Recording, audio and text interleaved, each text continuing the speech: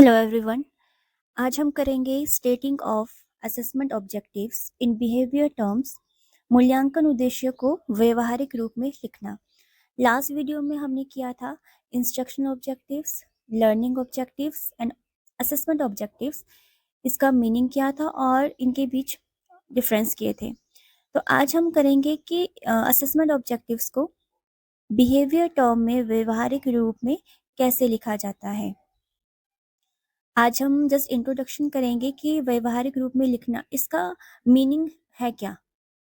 सबसे पहले यहाँ पर हम व्यवहारिक और बिहेवियर इस शब्द का मतलब समझ लेते हैं। इसका मतलब है एक्शन एंड रिएक्शन। जो भी हम एक्शन और रिएक्शन करते हैं, क्रिया और प्रतिक्रिया करते हैं, उसे व्यवहारिक और बिहेवियर कहा जाता है। यहाँ पर अर्थ पढ़ लेते हैं। शिक्षण उद्देश्य को ऐसे शब्दों में लिखना जिसे देखा, मापा और परखा जा सके। सबसे पहले जो भी हमारे उद्देश्य होंगे, टीचिंग ऑब्जेक्टिव होंगे, वो इस तरह से लिखे, ऐसे शब्दों में लिखे जिसे हम देख भी पाए, माप भी पाए और उसे परखा भी जा सके। इसमें सामान्य बातें लिखने के बजाय यह स्पष्ट किया जाता है कि पाठ पढ़ने के बाद छात्र क्या करेगा, और ऑब्जेक्टिव्स के माध्यम से हम ये सुनिश्चित करते हैं कि हमारे जो स्टूडेंट हैं पाठ पढ़ने के बाद क्या कर पाएगा। जैसे अगर मैं आपको इसका एक उदाहरण दूँ, एक एग्जांपल दूँ, अगर मैं आपको, जैसे मैं कॉमर्स स्टूडेंट हूँ, अगर मैं अपने स्टूडेंट्स को भी एक बाजार का टॉपिक, मार्केट का टॉपिक पढ़ाती हूँ, तो एक मेरा उद्देश्य होगा जिसे मैं व्यवहारिक रूप में लिखना कहूँगी। जैसे बाजार पाठ पढ़ने के बाद जो मेरा स्टूडेंट है वो बाजार को परिभाषित करने में सक्षम होगा। अगर मैंने यहाँ पर परिभाषित शब्द का यूज किया है, इसका मतलब हुआ मैंने अपने ऑब्जेक्टिव्स को जो है व्यवहारिक रूप में लिखा है, क्रिया के रूप में लिखा है। परिभाषित करेगा मेरा स्टूडेंट, मतलब क्रिया करेगा। अब यहाँ हम थोड़ा इंग्लिश में पढ़ लेते हैं।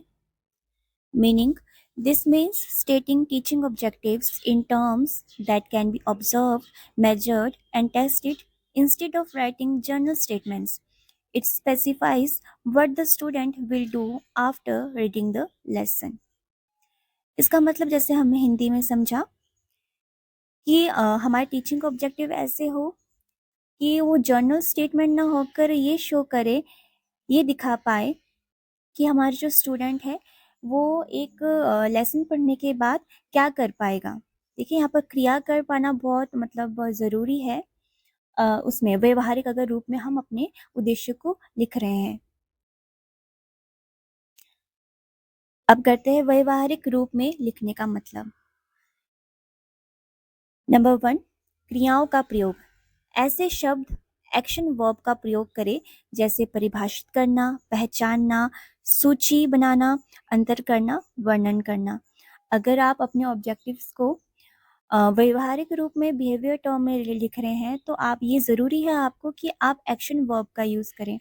एक्शन वर्ब का मतलब होता है कि ऐसे शब्द जो दिखाते हैं, जो बताते हैं, शो करते हैं फिजिकल और मेंटल एक्शन को, शारीरिक और मानसिक क्रिया को जो है शो करते हैं। और जो आपके ऑब्जेक्टिव है ये एकदम स्पष्ट, एकदम क्लियर होने चाहिए कि एक लेसन, एक पार्ट पढ़ने के बाद जो है आपका स्टूडेंट क्या कर पाएगा। साथ ही मूल्यांकन, और आपके उद्देश्य हमेशा ऐसे होने चाहिए जिससे आप टेस्ट भी कर पाए।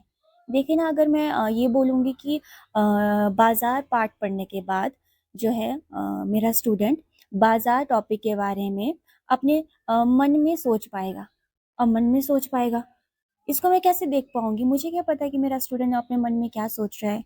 तो ये तो सही नहीं है ना।